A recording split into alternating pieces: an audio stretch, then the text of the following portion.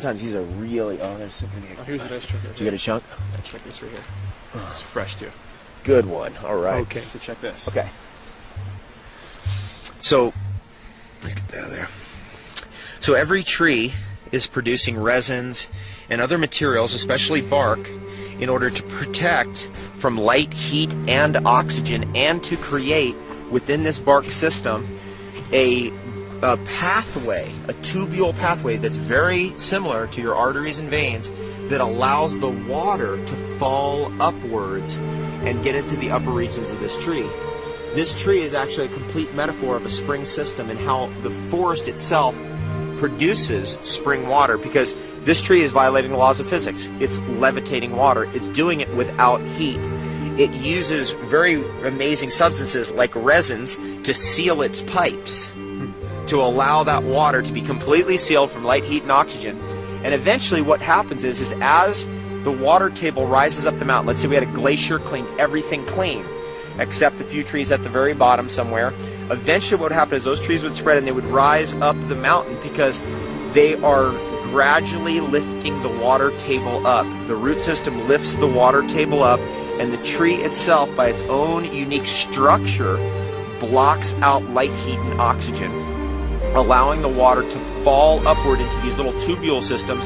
And eventually when it reaches a leaf, or in this case a pine needle, the water, which shows up finally here or up in the upper reaches of one of the pine needles up there, hits the atmosphere and pops and suddenly becomes gravitational. It hits the atmosphere and then it goes back into the tree all the way back down there, and that's the xylem and the phloem.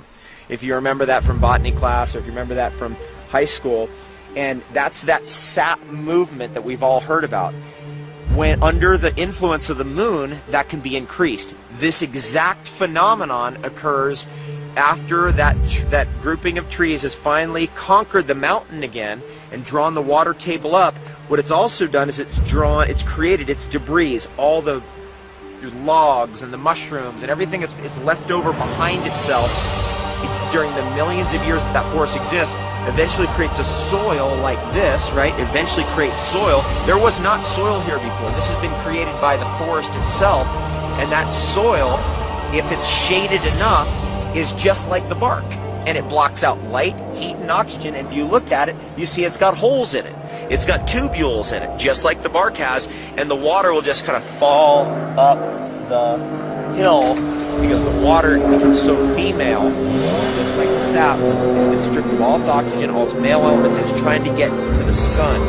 It's trying to get as high as possible. And gradually what will happen is the springs will rise up to the top of the mountain, and the water will come out at the top of the mountain. If you have a forest ecosystem like that, and you cut the trees down, the springs will dry up, all purified water will be gone, there'll be nothing left to drink, all the animals will go somewhere else, and next thing you know, we'll end up with a desert. As soon as we put trees back in, the whole system starts up again, and eventually we have springs back. This is a very important point about forests. It brings the water table up to the surface. We have creeks, we have rivers and streams. Now, as that water, people ask me, well, where's the water coming up the hill? I mean, how's it coming up? It's coming up exactly underneath where the stream is going down. So in this ecosystem here, where the water's actually levitating is in the silt underneath this river right here, and it's going right up the hill because underneath that water there is completely protected from light, heat, and oxygen, and all of that silt underneath that creek and river is actually creating little tubules, just like we see here, right? Little holes and little things like that, where the water can just gradually fall in. It gets to its highest point, it pops out, and then comes right down as that stream right over there. Just like the xylem and the phloem, just like your veins and arteries. As soon as your artery is able to discharge its oxygen into your cells or into your lymphatic fluid, it will be suctioned right back to your lungs, which is the spring. That's where the springs are, is in your lungs, and because of hunger for oxygen, and then it will flip its charge, and next thing you know, it will be oxygenated arterial blood, and it will go back out to your lymphatic system that is hungry for oxygen. It'll pull it in, it'll become deficient of oxygen, it'll be suctioned right back to your lungs, and it's that process, that suction that's going on right here, in that stream down there, and in every artery and vein in your body. And what the secret of all that is, it's working through suction. It's working through male and female forces, which is oxygen, carbon.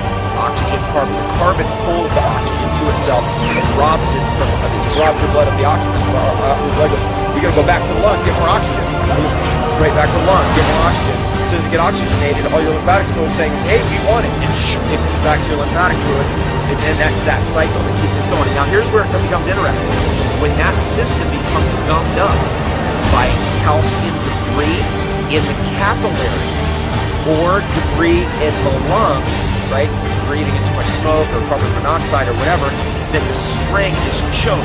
And that's what takes us out. And that is ultimately what ends up happening to us if we don't keep our capillaries cleaned off, if we don't keep our lungs clean. We choke off the natural spring system of our body, the natural oxygenation system of our body.